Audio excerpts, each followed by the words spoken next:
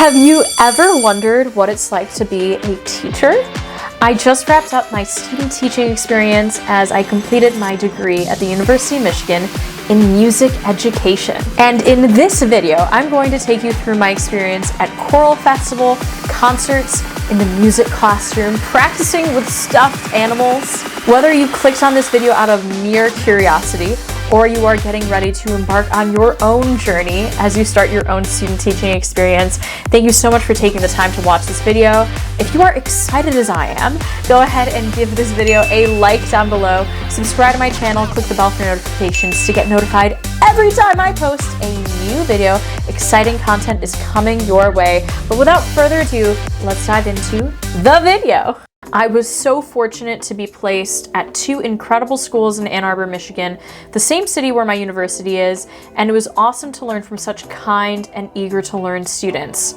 In this video, I really will be showing you my side of things, my perspective as a student teacher, but out of respect for the students' privacy and for legal purposes, I can't be showing faces. But what I value most and what I'm remembering most from my experiences are the interactions, the students' reactions to things, their faces as they would light up and get so excited by the activities that are centered around their favorite song that they get to sing. But what is student teaching?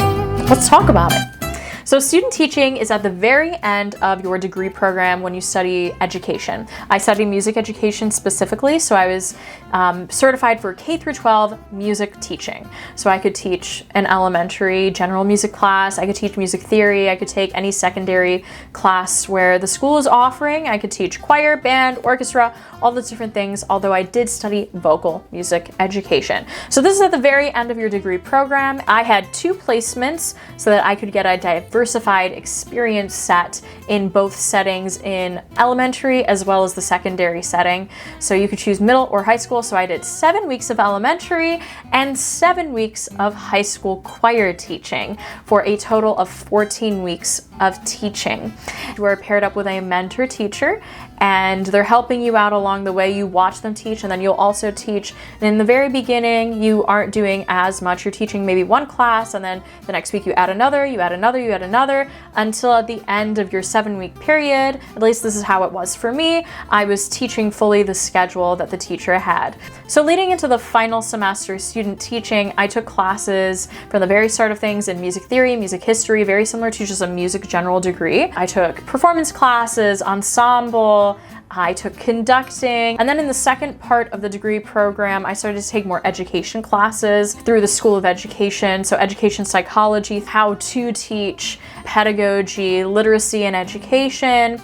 And all throughout, I was still taking methods classes, so I had to learn to play guitar, percussion, an entire semester of percussion. I also had to learn violin, recorder, ukulele, really briefly, just brushing through the instruments. There's so much to learn to be able to teach just any kind of music. I found with 176 credits that I had taken. I took a lot of electives. I took arranging, which really helped me when I was student teaching and learning voicings and how to arrange and use Sibelius, which is a really powerful program as a music educator to know how to use. Music technology was another course, but I found that I still had so much left to learn. So in the second half as well, we started to do more practicum classes. So that was basically like field experience. We would go into different teaching scenarios, different teaching classes. Like I taught a general class, a guitar class, a lot of different choirs in different communities. We got to see different teaching styles, different grade levels and experiences. And we went to a bunch of different districts across the state in Michigan, which was a really good experience. The teacher schedule plus the student schedule. So my schedule is gradually building up to teach more and more. By the 7th week, you should be fully taking over full-time teaching all of the classes, which I was able to do. What surprised me most was the preparation time for teaching. So we were given prep times just as the teacher would, but I found that it was not enough for me to accomplish everything. There's just no way. And I would spend 5 to 6 hours just at a coffee shop working on my Google Slides just for a change of scenery, because it was taking me, like from the beginning, it was taking me like 8 hours. By the end, when I was fully taking over the schedule, it was like 20 hours every weekend. And that's because I'm a new teacher. It wouldn't take everyone 20 hours because I was really trying to discover how to teach these concepts, how to teach the pattern so me, so me, so la, so me. I've never had to teach it before, and trying to think back to when I was a student, I don't really remember much of that experience. So the elementary, there was more of a learning curve for me because it was so long ago. I couldn't pull from my own experiences. High school is a little bit closer to what I'm doing now and where I had been, so I can pull from my own memories and what worked.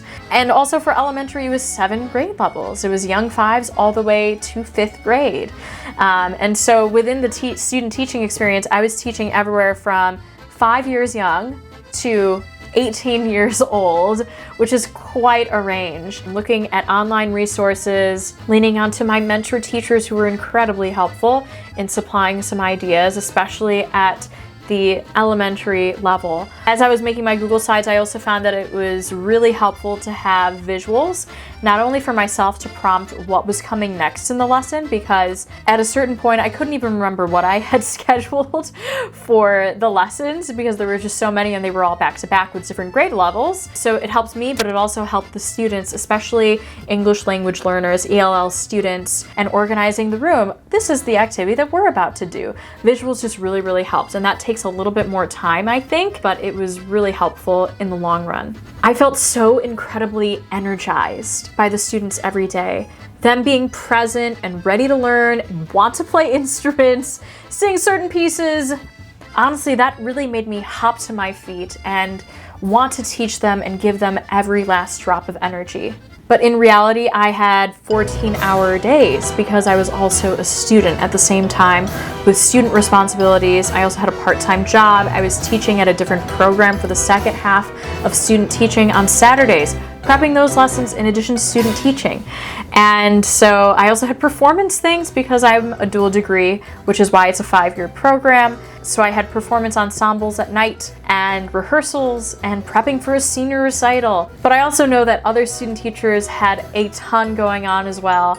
If it wasn't the same as my own activities that they had at night, tutoring, or they had personal things that they had to do at night. We also had our whole own lives in addition to the student teaching, which was a full-time job while also being a student. When I got to my high school placement, it was around March time, and March might as well be called March Music Madness because there was just so much going on, so many events, and that was really exciting to be a part of and arrive when all of the wonderful things are starting to take shape and be in a performance-ready shape. We had choral festival, we had solo and ensemble, a concert combining 3 different school levels, a middle school choir day, we had a guest workshop, and at some points it felt like I was just checking off boxes like, okay, and now on to the next thing, and on to the next thing. Oh, fabulous, and on to the next thing.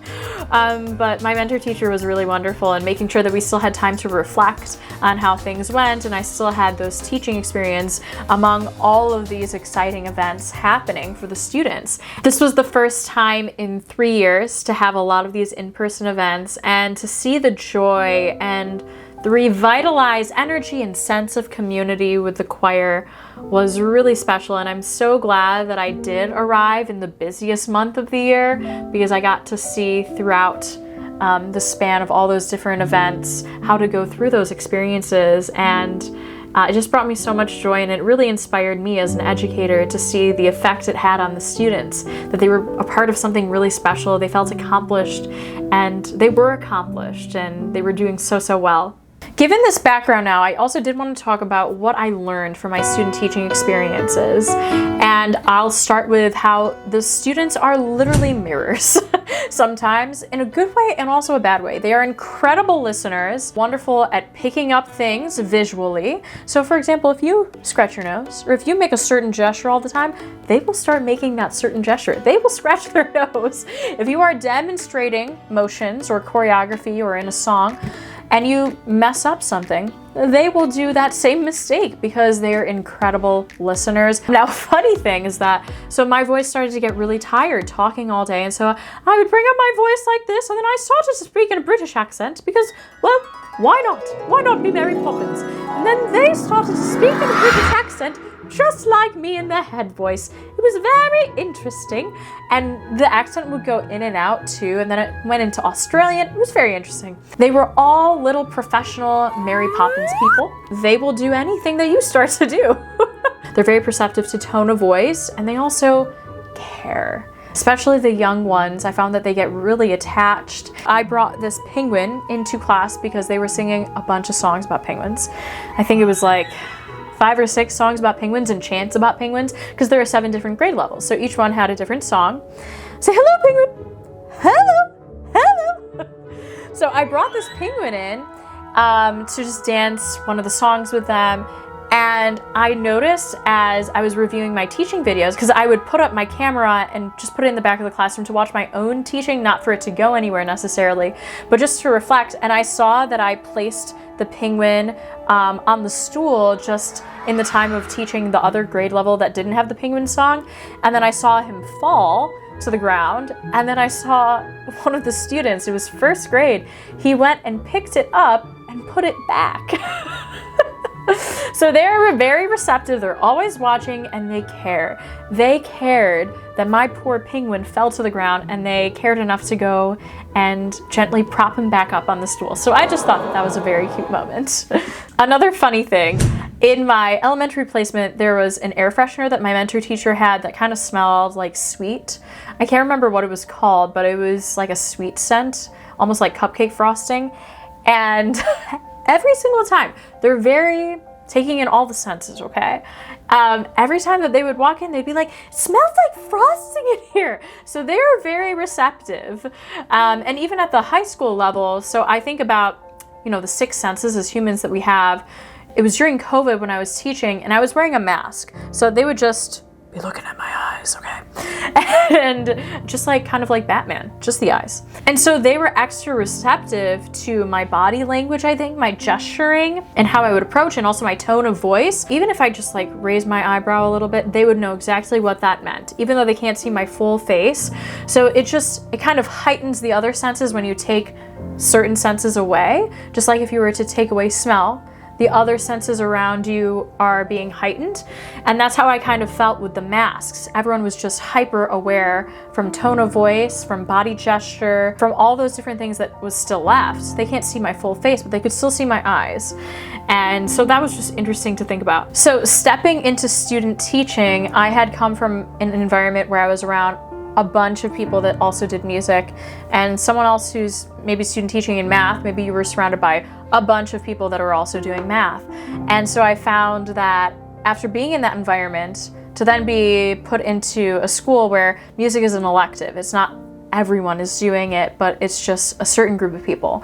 Or in the general music elementary, or in elementary where it was general music, everyone has to go to it for a certain amount of time per week, but it's in addition to these other special classes like library, like enrichment with gym, all those different things, and managing those different energies and also what's happening in the world, because music is just one thing out of all these different things that are simultaneously happening. So managing the energy levels if they're coming from gym, managing the energy levels in the air if they're all talking about prom and promposals, managing the energy levels of an election, student council, all those different things that are simultaneously happening, just managing those energies was something that I had not anticipated before. So it was a unique opportunity to do that when I was in the student teaching. Another thing that my mind was opened up to is students are not much different from adults.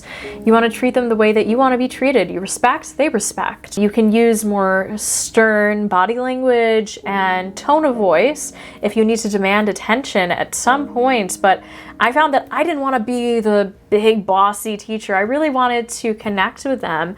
I wanted to pull from music examples that they knew. I would get down and do crisscross applesauce right with them when they did an activity. I would also take a turn in the game, and it just helped create that community and sense of ensemble even at the high school level, joining in with them. And that helps really create a better community and sense of camaraderie, even if I am still their teacher. Still keeping in touch with that playful side, I think really helps. And that's a teaching style thing too, but something that I enjoy playing around with. After my first week of student teaching, I actually felt so out of touch with the pop culture that, like, you know, the songs that they were listening to, the pop artists, the movies. I actually really needed to do some homework because I really desperately wanted to relate to them and build that rapport. And so I went home and I looked at Disney Plus. I even Googled, what are 8-year-olds listening to these days? What is popular? And I felt so out of touch. It kind of felt like if you've ever been to a dinner party and everyone in the group is doctors and they're all talking about patients and just being a doctor, and then you're the one person there who invests in stocks as a living, and you're like, yeah. Or another example, if they're all talking about politics and you're very much not into politics. Actually, that's a bad example. If they're talking about politics, leave the dinner party. And so I thought I accomplished that a couple of weeks in, and pulling from references that they would really connect with, and to see the joy on their faces every time we would somehow incorporate, we don't talk about Bruno. The joy! They'd be cheering. And if I didn't get to the activity, they would remind me of it the next time that they did not do it. It was fun. It was fun to learn what they love, and it became my love as well. I also learned the importance of classroom routine, just thinking about what adults enjoy. So maybe you're an adult and you wake up in the morning and you have your cup of coffee and you're scrolling through Instagram or Facebook or reading the newspaper, whatever your version of your routine, your morning routine is. You kind of like that consistency. And kids are just like that. Students are like that from ages 5 to 18. They like a routine. They like a warm-up routine, into repertoire, closing thoughts, closing remarks, time to chat. They like that kind of routine. And so I learned the ABCs of classroom structure and the orderly organization that it brings. So I actually had the opportunity to go in and observe 2 elementary teachers while I was student teaching. And I observed a 4th grade teacher and the young 5s teacher, which was very new to me because that's a younger age level that I have not worked a lot with prior to student teaching. And what I noticed is how music brought unity, brought ensemble, brought everyone back together. So they were all working on their independent work time, and the teacher started singing, "Eyes are watching, ears are listening." And there was this song that was associated, a pattern to it, and then they all started, "Eyes are watching, ears are listening." They started to join in and stop what they were doing, because that means, oh, eyes on me, stop what you're doing. Look at the teacher, attention on them. And I just thought that that was so magical, how music was being used, not only in the music classroom, but also in other academic disciplines and different age levels and other classroom settings to bring back that unity. And I think about the definition for unison, which is when people are singing the same thing at the same time, when they would join in. Eyes are watching, ears are listening. And it means the state of being so tuned or sounded. And I thought that that was really magical that they're using that technique. My last nugget of what I learned in this experience is that music is for the world. Music is for the community. It is what it needs. Music is for what an individual needs in a moment. Music is for educating about how special and unique different cultures and parts of the world are, as it was seen in all different kinds of repertoire, and to see the excitement on kids' faces as they got to learn something new about their friends or about a culture that is not represented maybe in the community. And I think that that is really unique to specifically music education, but it can be transferred across all different academic subjects as well. What's unique about K through 5 general music is that it's almost a requirement in many different school districts and different states that they have some amount of time where they get to learn this music education. So that would mean that every student in the school is getting an opportunity to learn these different things. And I think that is very much a part of the development as humans, that we learn a little bit more about culture and music and about each other and become better listeners through music. But what dawned on me on the first day as I was teaching this group of students is that Any one of these kids could be the next CEO of Apple. They could become a web developer. They could become a doctor. Steady beat equals heartbeat.